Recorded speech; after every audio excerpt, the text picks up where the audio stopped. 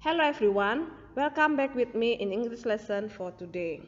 Okay, today we will discuss about if conditional type 2 and 3 ya. In the last video we have discussed about if conditional type 0 and type 1 atau zero conditional and first conditional. And today we will discuss about if conditional type 2 and 3 ya. Okay, what is if conditional type 2 and 3? Nah, kemarin juga sudah dibahas ini. Berdasarkan perihalnya, conditional sentence terdiri dari sesuatu yang nyata atau mungkin atau for real condition dan sesuatu yang tidak nyata atau imaginary atau for unreal condition. Untuk yang pertama atau sesuatu yang nyata itu sudah kita bahas kemarin. Jadi untuk sesuatu yang nyata atau mungkin atau for real condition itu ada di type 0 and type 1 ya. Dan untuk sesuatu yang tidak nyata atau imaginary atau unreal condition itu akan kita bahas pada hari ini atau pertemuan ini. Jadi untuk type 2 dan type 3. Jadi if conditional type 2 and 3 itu situasinya atau result clause-nya adalah sesuatu yang tidak nyata atau imaginary atau unreal condition ya. Oke, sekarang kita lihat what is the difference between conditional sentence type 2 and type 3 ya. Kita mulai dari yang type 2. Bagaimana situasinya?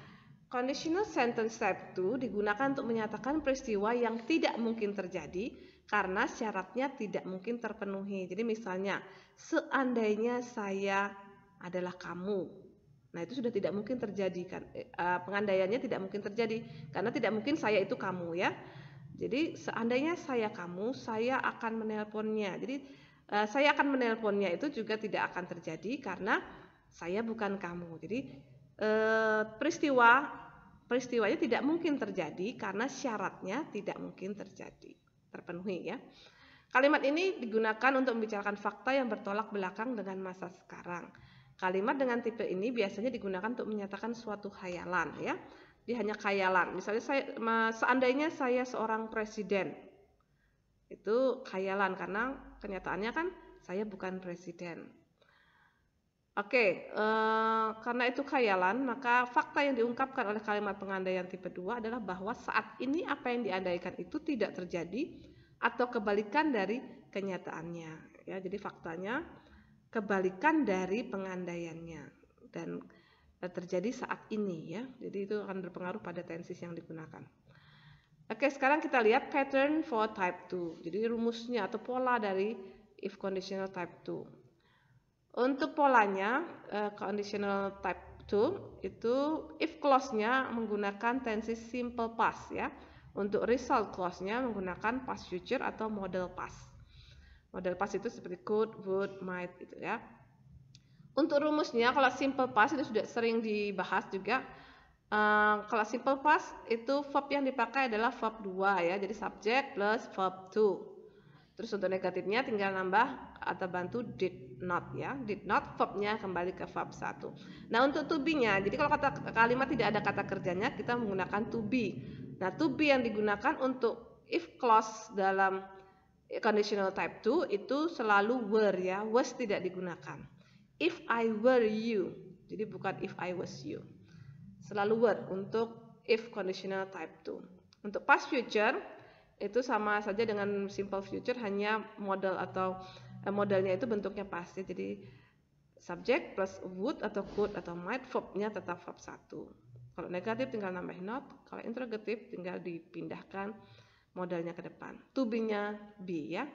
Untuk fakta, karena tadi sudah dibilang fakta itu kejadiannya dilihat saat ini, itu faktanya tidak sesuai atau bertolak belakang dengan khayalannya. Jadi faktanya menggunakan simple present. Rumus simple present ini kemarin sudah dibahas juga. Contoh sekarang. If I were you, I would tell him the truth. Seandainya saya itu kamu, saya akan memberitahu kebenaran padanya.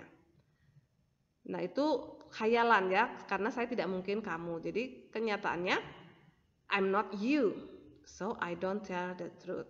Jadi saya bukan kamu, jadi saya tidak mengatakan kebenaran itu padanya. Itu faktanya. Sekarang yang kedua, if I studied, I would get a high score.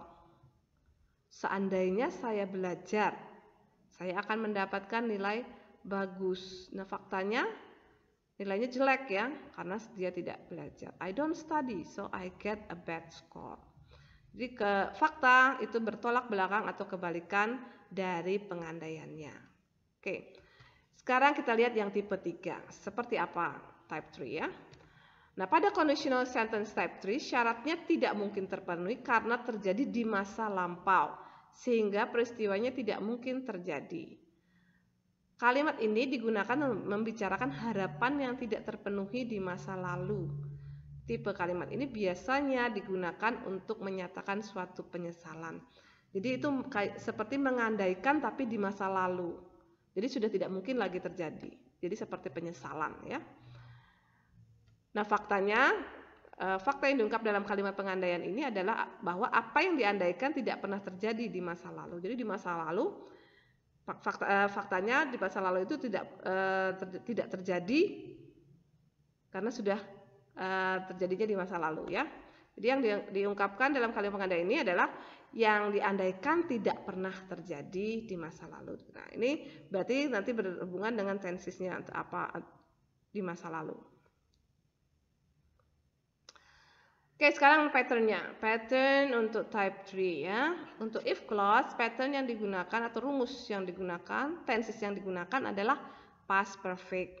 Terus result clause-nya menggunakan future perfect atau modal perfect ya. Untuk past perfect itu rumusnya sudah ada di situ, subject plus had plus verb 3 ya. Negatifnya tinggal nambah not. Terus to be-nya been. Terus future perfect atau modal perfect itu sama, subject would, could, might tambah have, verb 3. Negatifnya tinggal nambahin not. Kalau interrogative dipindahkan modelnya ke depan. To be-nya sama been ya. Untuk fakta, karena tadi terjadinya di waktu lampau atau di masa lalu, maka faktanya adalah simple past ya.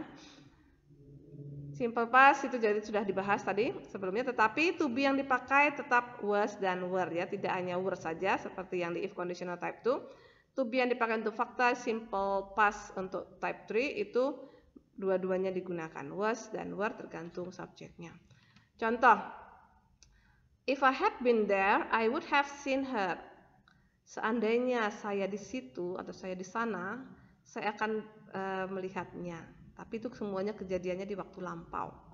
Jadi tidak mungkin terjadi. Jadi I was not there, so I didn't see her ya. If I had come to your party, I would have got the prize. Menyesal dia nggak datang ya. Seandainya saya datang ke pestamu, saya akan dapat hadiah. Kenyataannya I didn't come, so I didn't get the prize. Ini faktanya simple past ya, kebalikan dari pengandaiannya. Jadi pengandaiannya positif, faktanya negatif atau meaningnya negatif. Oke, itu rumus-rumus perbedaan-perbedaan dan tenses yang dipakai. Ada contoh-contohnya juga di situ. Saya harap kalian sudah mengerti ya. Oke, sekarang kita lihat exercise. Nah, di situ ada dua bagian, part A and part B. Part A itu write the facts, jadi kalian disuruh mencari faktanya. Kalian tentukan dulu itu tipe berapa ya. Kalau ada write the facts itu pasti antara tipe 2 dan tipe 3. Kalau tipe 1 tidak ada faktanya. Atau tipe 0 juga tidak ada faktanya karena itu pasti terjadi ya. Kalau tipe 2 dan 3 itu pengandaian, khayalan atau penyesalan, makanya ada faktanya. Jadi kamu buat cari faktanya dari pengandaian ini. Nomor yang part B, complete the sentences. Ini tentukan juga, kalau ini saya campur ya. Jadi ada yang zero conditional, ada first conditional, ada second conditional, and third conditional. Jadi saya campur, ada 5 soal itu. Itu campuran dari zero conditional sampai third conditional. Itu dikerjakan di buku latihan, kerjakan yang bagus, nanti kita bahas. Oke? If you have question, you can contact me via WA. Oke? I think that's all for today. Goodbye. See you.